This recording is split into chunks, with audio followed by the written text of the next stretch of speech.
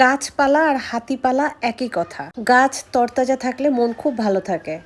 আর যদি সিজনের কারণে গাছে চেঞ্জ আসে তখন মনও খারাপ হয়ে যায়। আমার মনে হয় গাছ তার প্রাণ ফিরে পায় বর্ষাকালে। বাকি সময়গুলোতে কখনো ঝরে পড়ে পাতা আর কখনো রং হারায়। সন্ধ্যা থেকে গভীর রাত পর্যন্ত গাছের কাজ করেছি, তাও শেষ করতে পারিনি। ভোরে ঘুম থেকে উঠে গেছি একটু রোদের অপেক্ষায়। রোদ উঠলে এই ঠান্ডার মধ্যে বসে বসে কাজ করতে আমার জন্য একটু সহজ হবে। এমনিতেই ঠান্ডার সময়, তার মধ্যে মাটির কাজ, মাটিও অনেক ঠান্ডা। টবগুলো রেডি করেছি, দেখে মনে হচ্ছে বার্নিশ করেছি। বার্নিশে যেরকম একটা গ্লেজ কালার থাকে ঠিক সেরকম। মাটির টবে একটু কালার করে গাছ লাগালে মাটির টবগুলোতে আর ফাঙ্গাস আসে না। এই তো হালকা করে একটু রোদ উঠেছে, এবার হচ্ছে আমার কামলা খাটার পালা। আমি কল্পনায় ভাবতে থাকি আমার বাসায় এত গাছ থাকবে যেন একটা কর্নারও ফাঁকা না থাকে। যারা গাছ ভালোবাসে তারা কিন্তু একটা দুটো দিয়ে শুরু করে, কিন্তু শেষটা কখনোই হয় না।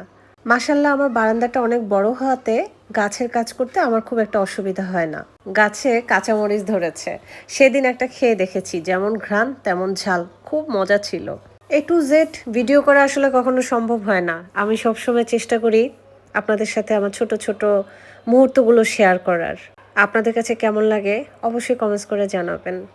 যারা ছাদে গাছ লাগান, বারান্দায় গাছ লাগান অথবা ইনডোর প্ল্যান্ট, এই রিলেটেড কোনো আইডিয়া যদি আপনাদের থাকে তাহলে আমার সাথে অবশ্যই শেয়ার করবেন। কি করলে গাছ আরও বেশি সুন্দর হবে, আরও বেশি সতেজ হবে।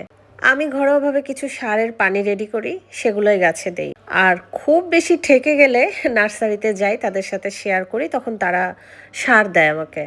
অকারণে আমি গাছে অতিরিক্ত সার ব্যবহার করি না। আজকে আমার অনেক বেশি কাজের চাপ। একে তো ইনডোরের গাছকেও আমার সামাল দিতে হবে, আর আউটডোরের তো আছেই। আমি ইনডোরে সবচেয়ে বেশি গাছ রাখি মানি প্ল্যান্ট, স্নেক প্ল্যান্ট।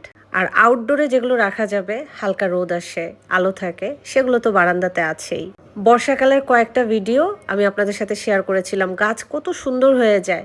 আর শীতকাল আসলে কেন যেন গাছগুলো একদম প্রাণ হারায় ফেলে। গাছের কাজ করতে করতে আমার 2টা গ্লাভস ছিঁড়ে গেছে। এখন নেক্সট আরেকটা গ্লাভস নিয়েছি আর মাটিগুলোর কাজ করছি। গাছের কাজ করতে আমার দারুণ লাগে, কিন্তু সবচেয়ে বেশি প্যারা লাগে যখন গাছ পরিষ্কার হয়ে যায় আর এই মাটিগুলো সাফ করা, মাটি থেকে ময়লাগুলো সরানো, মাটি আলাদা করা। ভিডিওটা ভালো লাগলে অবশ্যই কমেন্টস করবেন।